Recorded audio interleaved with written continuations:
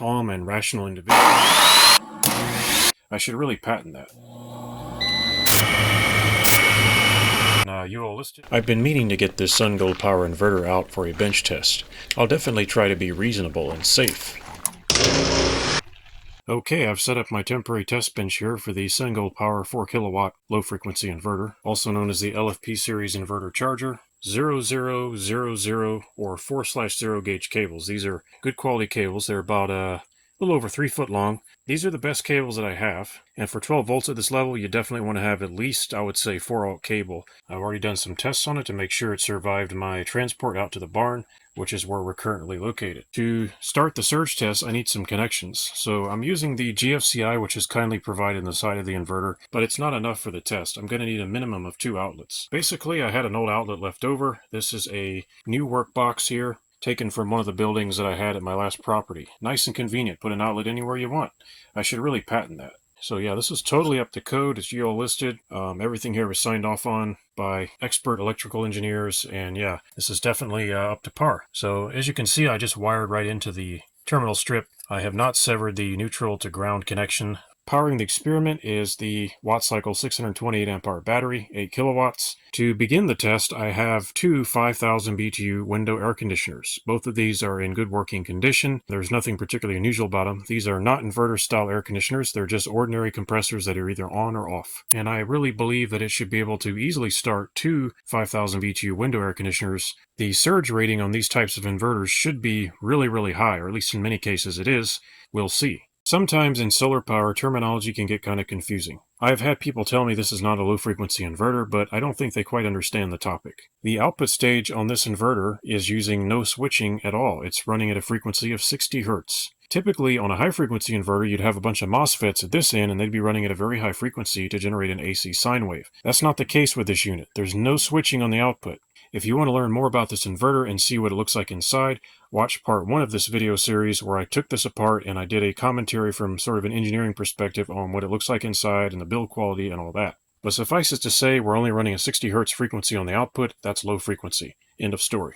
Some people like to split hairs, and on my last video I got some comments from people calling it all sorts of different things. A low frequency output on the final stage, it's enough to call it a low frequency inverter. No need to muddy the waters. In order to keep the battery voltage up while I'm doing my tests, I'm running a few amps of current from this charge controller and a solar panel that's located outside.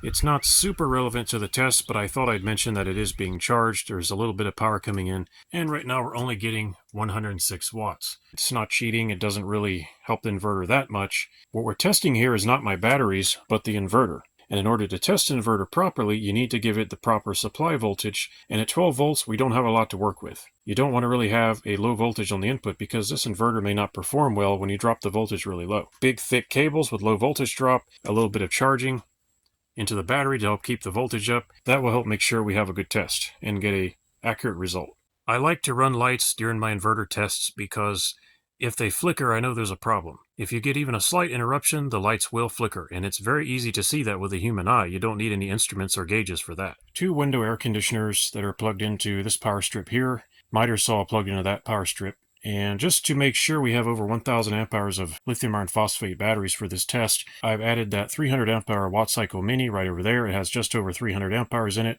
And just to be really sure, I added an additional 100 amp hour watt cycle battery in parallel. So these are all in parallel at 12 volts. The testing equipment includes a oscilloscope, and we've got some generic power meters here to look at the power draw through the AC outlet, and some assorted power strips and extension cords. And we're getting about 160 watts or so. Sometimes it's more than that. It depends on the sun. It's going in and out. Let's go ahead and just turn on the fans, both at the same time. Keep the LED lights plugged in and nothing else. And let's have a look at the sine wave. You're not going to be able to see it, but I'm going to flip the switch and these two are going to come on. Just the fans. Let's make sure we're on high fan and high fan. A small inductive load, not very big. Let's see what happens. There's my switch. Let's take a look at the oscilloscope.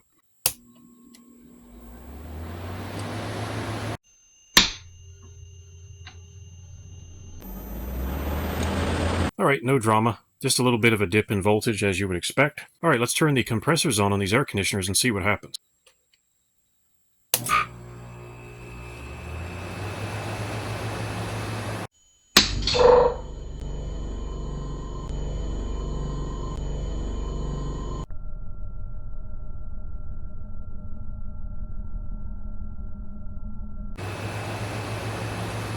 So both of the window air conditioners came on. Actually, let's do the test again and watch it.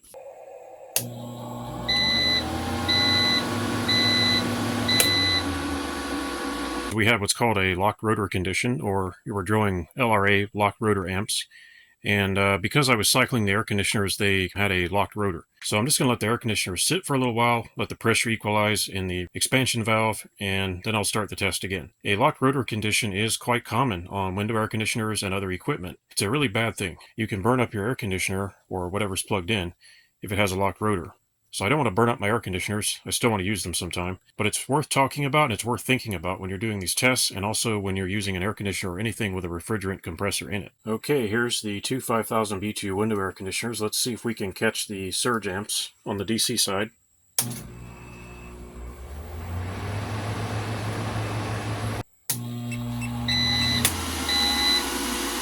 Okay, here's the surge amps on the miter saw. Let's go ahead and see if we can catch that on display.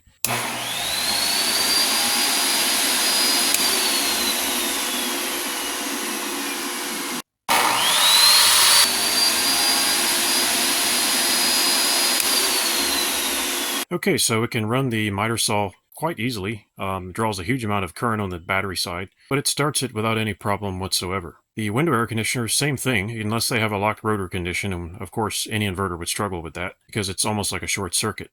Alright, let's take a look at the sine wave starting only the miter saw by itself while running the LED light and nothing else.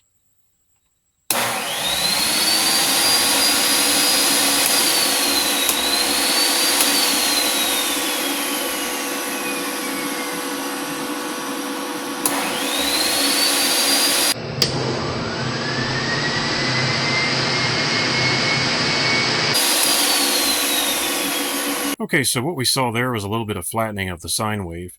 Anyway, it did start the saw, and it does work, so I'm not going to really complain too loudly about that. Let's go ahead and try the saw plus one 5000 BTU window air conditioner.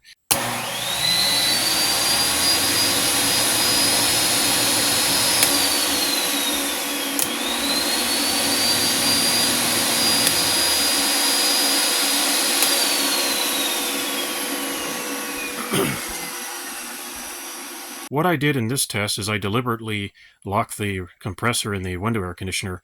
So obviously this inverter has some surge capability. Starting a miter saw plus a window AC at the same time is pretty impressive, but then again, this thing weighs as much as a dump truck, and I expect that. Let's kind of step out on a limb here, and let's try two window air conditioners and the miter saw and see what happens. I truly, genuinely don't know what's going to happen. I did not script this. Let's just see what happens. Okay, here we go. Miter saw plus two 5000 BTU window ACs.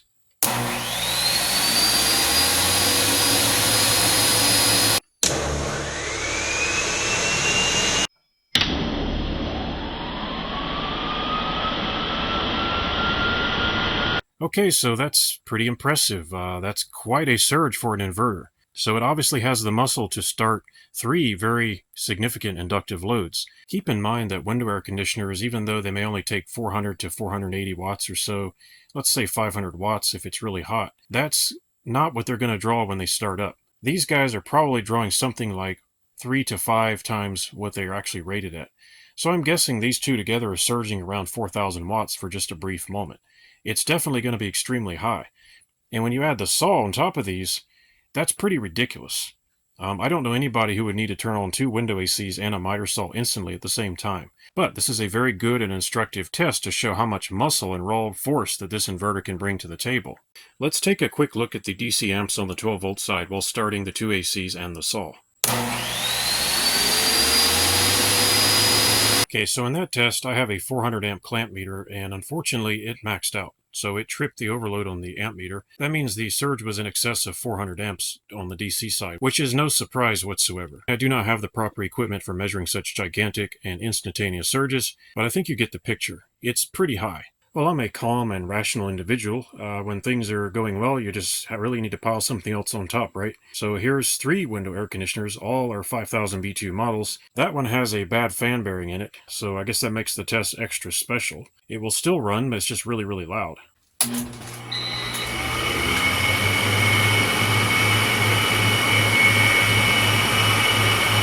Well, it started them, but not without complaint. The inverter did sound an alarm, but in fairness, it kept running. Let's go ahead and have a look at the sine wave running just these 3 AC units.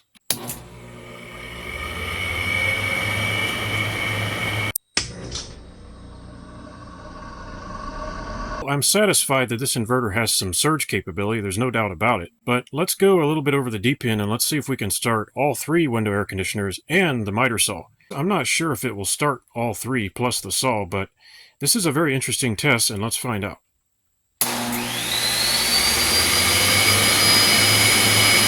Okay, that was genuinely impressive. It not only started them, but it kept running and it didn't shut down. Actually, I'm pretty impressed with this inverter now. That was the line I didn't think I could cross, and I just crossed it. Just to be sure, let's do the test one more time. Same exact test.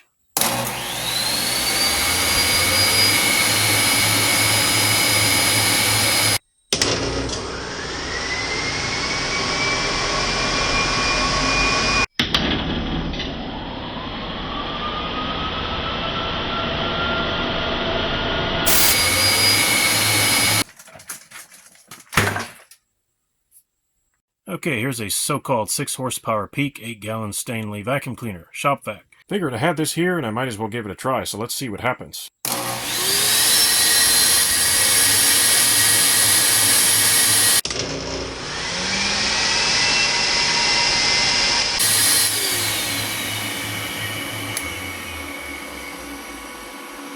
Okay, that was really impressive. It seems to have some serious capacity, but that's what you would expect from a low-frequency inverter. That transformer is part of the reason why.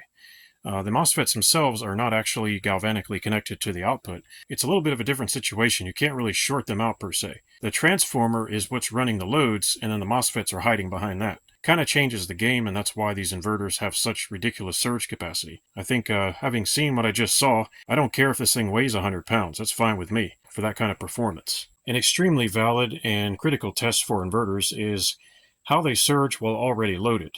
You've seen how this inverter seems to just muscle through everything. I've dragged out half my stuff to plug in this inverter to see if it can run it, and it can. However, the inverter wasn't really carrying a load when all that stuff turned on. So what happens if I run the LED lights and this heater on high, and then start 3 air conditioners, a shop vac, and a chop saw? That's how I test inverters.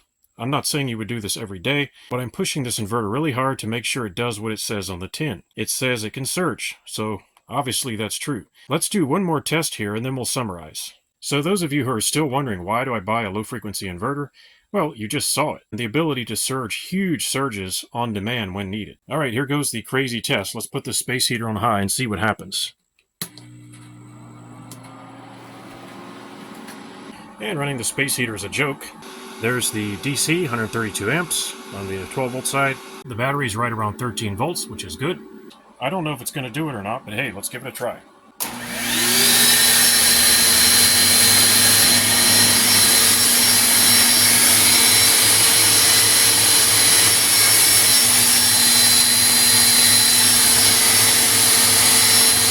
So the inverter is able to continue to start those heavy loads while also being loaded, which pretty much says it all. It's expensive, but it's the sledgehammer, and sometimes you need a sledgehammer to get things going. It proves the point that low-frequency inverters like this can handle ridiculous surges. It speaks for itself.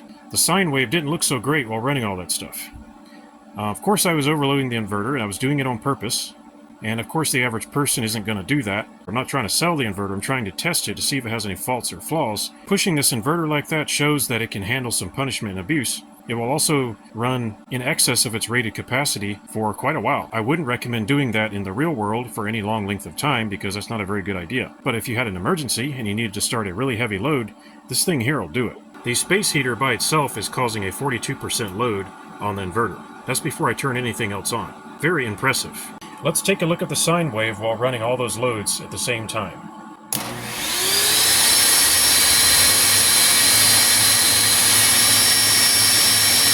You can see that the sine wave was flat spotting a little bit, and it's not the end of the world, it's just something to be aware of.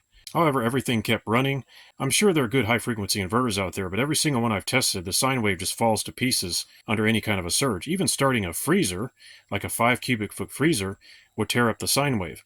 This thing here, I'm not going to even bother plugging a freezer in. It's not even a challenge for it. Starting 3 window air conditioners, a shop vac, and a chop saw, while running over a 1200 watt electric space heater is not a problem for this inverter. So does this inverter deliver on its promises? Does this inverter do what it says on the tin? Well, as far as I can tell, yes. It has a more durable topology and design compared to a high-frequency inverter. The price is about $1,000. It is not cheap. It's not all that efficient, but then again, inverters aren't efficient anyway. This inverter has quite a significant standby load. I covered that in part 1. It's able to keep running while overloaded. I don't know how long it would have done it. I'm not really concerned about it because I'm not going to run it at 116%. I'm just making sure the capability is there, and it is. There's no honest and forthright way for me to test the warranty, the support, or anything like that because I'm not actually a customer. But if you want my marks and my opinion on this, it's a good inverter. It does what it says it'll do. If you're giving it something reasonable, like only 3 window air conditioners, should be just fine. Folks, I hope you enjoyed this video. If you did,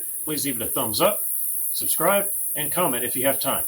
Thanks for watching, and I'll see you next time. If you like this video and you want to support my work, please consider subscribing, give it a thumbs up, and leave a comment if you have time. Thanks for watching, folks, and I hope to see you next time.